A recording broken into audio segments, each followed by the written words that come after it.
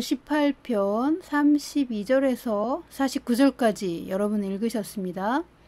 저는 32절, 38절, 49절만 읽겠습니다. 이 하나님이 힘으로 내게 띠띠우시며 내 길을 완전하게 하시며 내가 그들을 쳐서 능히 일어나지 못하게 하리니 그들이 내 발 아래에 엎드러 지리이다. 여호와여, 이러므로 내가 이방 나라들 중에서 주께 감사하며 주의 이름을 찬송하리이다. 아멘. 시편 18편 32절은 하나님이 힘으로 내게 띠를 띄우셨다고 말합니다. 이 말은 하나님의 손으로 나의 허리에 하나님의 허리띠를 메어주셨다는 뜻입니다. 하나님이 내게 힘으로 띠를 띄우시니 내 길이 완전해졌습니다. 하나님의 손은 능력을 행하십니다. 하나님의 힘은 지치지 않고 쇠하지 않는 영원한 힘입니다. 그분은 약한 자도 나는 강하다 말할 수 있도록 믿는 자에게 힘을 주시는 선한 능력의 근원이 되십니다. 하나님이 약한 자에게 초자연적인 힘을 주신다라는 내용은 이사야 40장에도 나오고 요엘서 3장에도 나옵니다. 우리가 좋아하는 빌립보서 4장 13절에도 나옵니다. 내게 능력 주시는 자 안에서 내가 모든 것을 할 수 있느니라. 아멘. 힘의 근원이신 하나님이 친히 그분의 손으로 허리에 띠를 매주는 사람은 자기의 길이 완전해지는 것을 경험합니다. 내 길을 완전하게 하시며, 즉 우리의 삶의 여정이 완전한 길이 되는 것은 하늘에 있는 주의 책대로, 즉 하나님의 계획을 따라서 우리가 인도받는 그런 삶입니다. 그런데 하나님이 위에서 부르신 그 부르심의 길을 갈 때 우리는 많은 난관을 만납니다. 대적자들의 핍박을 통과해야 합니다. 왜 그럴까요? 이 땅은 타락했고 마귀가 왕노릇하며 사람들을 속이고 악한 힘으로 조작하는 것에 체계화된 세상입니다. 그러므로 하늘과 땅은 전혀 다른 방식으로 운용됩니다. 엄격히는 정반대로 운용됩니다. 그래서 믿는 자가 하늘의 뜻을 이 땅에서 실현하기 위해서는 많은 변수와 난관을 만날 수밖에 없습니다. 우리가 하나님의 인도하심을 따라 살 때 모든 일이 술술 풀어지기보다는 오히려 반대에 부딪히고 많은 난관이 기다립니다. 이 난관은 우리의 내적인 문제와 우리 밖에 있는 외적인 문제로 나눌 수 있습니다. 내적인 문제는 우리가 성장하는 동안 어린 시절부터 우리에게 큰 영향력을 주었던 부모와 교사들이 우리에게 심어주었던 세상적인 세계관과 가치관입니다. 외적인 문제는 세상이 우리를 막아서는 것이고 세상을 다스리는 악한 자가 믿는 자를 정면으로 막아서고 문제를 일으키며 하나님의 뜻대로 사는 자들을 그 위에서 부르신 부르심대로 가지 못하도록 역풍을 만드는 것입니다. 그러나 이때에 하나님은 하나님께로 가까이 다가와서 의뢰하는 자에게 지존자의 힘을 전수해 주십니다. 먼저 우리의 내적인 힘을 주셔서 외부의 상황에 굴복하지 않도록 도우신 다음에 우리가 눈으로 볼 수 없는 그러나 우리 배후에서 역사하는 대적자를 하나님의 법정에서 처리하도록 계시하여 주십니다. 성령이 우리를 하나님의 은혜의 보좌 앞에 서도록 도우시고 때로는 하나님의 뜰 여호와의 법정에 서서 우리를 공격하는 악한 대적자를 패배시킬 하나님의 공의로운 판결을 받을 수 있도록 도와주십니다. 시편 139편 16절은 우리의 삶과 운명이 주의 책에 이미 기록이 되어 있다고 말합니다. 바울이 골로새서 3장에서 그리스도와 함께 다시 살리심을 받았으면 위의 것을 찾으라고 말합니다. 그 위의 것은 하늘에 기록된 주의 책, 우리의 부르심과 삶의 운명을 나타내주는 하늘의 계획을 말하는 것입니다. 우리의 운명은 비밀에 쌓여있지만 우리 안에 내주하고 계신 성령께서 우리에게 빛으로 계시하시고 인도하여 주심으로 우리는 점차 그 비밀을 조금씩 알아가고 하나님이 위에서 부르신 그 길을 따라서 걷는 것입니다. 이 땅에서 요구하는 길과 하나님이 하늘에서 부르신 길은 서로 다른 차원의 길이어서 이 땅의 삶을 살면서 동시에 하늘의 길을 걷는 것입니다. 그리스도인의 삶은 매우 고차원이지만 이 세상은 타락한 시스템으로 움직이며 하나님의 뜻과 반대로 흘러갑니다. 그러므로 현실에 나타난 보이는 것들이 전부가 아닌 것을 알아야 합니다. 그래서 우리 믿는 자들은 내적인 인도와 내적인 확신을 가지고 주님의 책을 따라가는 것입니다. 그러므로 우리가 내적으로 하나님과 친밀하지 않다면 우리는 외적인 역풍을 통과하여 전진하지 못할 것입니다. 반대로 우리가 내적으로 하나님과 친밀하면 모든 상황에도 불구하고 문제 자체에 함몰되지 않고 모든 문제를 주님 발 아래 내려놓을 수 있게 됩니다. 그리고 하나님을 경배할 수 있게 됩니다. 하나님이 위에서 부르신 부르심의 길을 가기 위해 이 세상과 전혀 다른 선택을 하고 다른 사람들이 지지하지 않는 길을 가면서 원수 마귀가 대적하는 혹독한 상황을 만나는 것은 하나님은 모든 상황을 통해 하나님이 아끼시는 사람을 훈련하시고 그 훈련의 결과 어떤 상황에서도 오직 하나님께 집중하는 능력을 주시기 위해서입니다. 모든 상황을 통해 하나님이 우리에게 원하시는 것은 모든 문제를 주님 발 아래 내려놓고 오직 하나님을 경배할 수 있는 수준까지 성장하기를 원하십니다. 그래야만 우리가 초자연적인 하나님의 힘을 전수받습니다. 모든 상황을 이길 수 있으며 마귀에 분산시키는 전략에도 불구하고 주님을 바라볼 수 있습니다. 우리의 정신을 혼란하게 하고 분산시키는 많은 난관에도 불구하고 그 모든 상황에서 주님께 집중하는 사람은 이미 많은 훈련을 통과하여 높은 차원의 믿음으로 그 속사람이 강하게 세워졌기 때문입니다. 예수님처럼 모든 상황에서 그 현실을 초월하여 하나님께 집중하여 하나님의 뜻을 아는 수준까지 하나님은 우리를 성장시키기 원하십니다. 이런 사람은 세상이 능히 감당하지 못합니다. 이런 사람을 마귀는 매우 무서워합니다.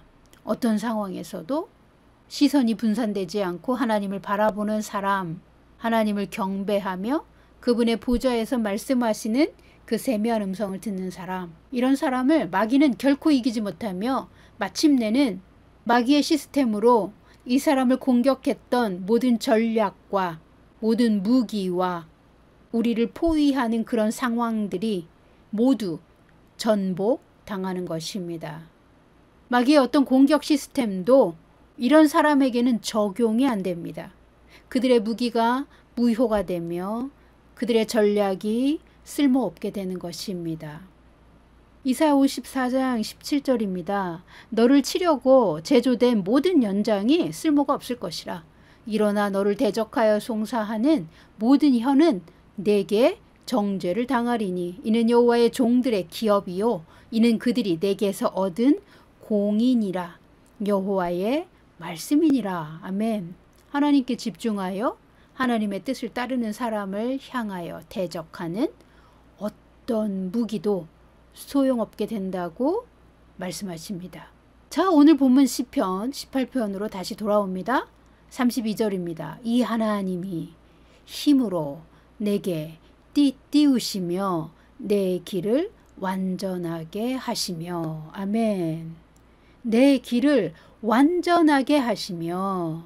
현실의 역풍과 마귀의 거센 저항에도 불구하고 주님이 말씀하셨으므로 믿음을 가지고 전진하는 수준까지 가면 우리의 길은 사람이 보는 것과 달리 하나님 보시기에 부르심을 성취하기에 합당한 온전한 수준이 되는 것입니다. 이 상태에서 하나님은 초자연적인 능력과 초자연적인 힘으로 기름을 부어주십니다. 하나님의 힘은 이사야 40장에서 잘 설명하고 있습니다. 이사야 40장 30절 31절입니다. 소년이라도 피곤하며 곤비하며 장정이라도 넘어지며 쓰러지되 오직 여호와를 앙망하는 자는 새 힘을 얻으리니 독수리가 날개치며 올라감 같을 것이요 다른 박질하여도 곤비하지 아니하겠고 걸어가도 피곤하지 아니하리로다. 아멘. 피곤하지 않고 곤비하지 않으며 또한 피곤한 자에게 능력을 주시며 무능한 자에게는 힘을 더하시는 분이 우리의 하나님이십니다. 시편 18편 32절에서 하나님이 내게 힘으로 띠를 띄우셨다는 말은 이사야의 말대로 오직 여호와를 앙망하는 자에게 하나님이 독수리가 날개치며 올라감 같은 새 힘을 주신다는 말입니다. 독수리가 날개치며 올라감 같은 새 힘은 달려가도 지치지 아니하고 걸어가도 피곤하지 않는 초자연적인 하나님의 힘을 말하는 것입니다. 그러므로 다윗은 시편 18편에서 하나님이 힘으로 내게 띠를 띄우셨더니 내 길이 완전해져서 시편 18편 38절입니다. 내가 그들을 쳐서 능히 일어나지 못하게 하리니 그들이 내 발 아래에 엎드러 지리이다. 아멘. 하나님이 전수해 주신 초자연적인 힘으로 다윗을 대적했던 악한 대적자들을 쳐서 발 아래에 엎드러지게 하였다는 것입니다. 돌파와 역전 그리고 전복의 상태로 하나님은 다윗을 높이셨습니다. 거듭되는 믿는 자의 영적 전쟁을 계속 돌파하다 보면 지치기도 하고 매너리즘에 빠질 수도 있지만 포기하지 않고 계속 전진하다 보면 마지막에 그 돌파된 상태에서 더 이상 돌파할 게 없는 돌파가 계속 유지되는 시점이 옵니다. 대개는 한 번, 두 번, 여러 번의 역전 이후에도 우리는 다시 또 돌파해야 하고 애쓰고 힘써서 싸워야 하며 마치 여전히 마귀가 우세한 것처럼 보이는 상황에 놓일 때가 있습니다.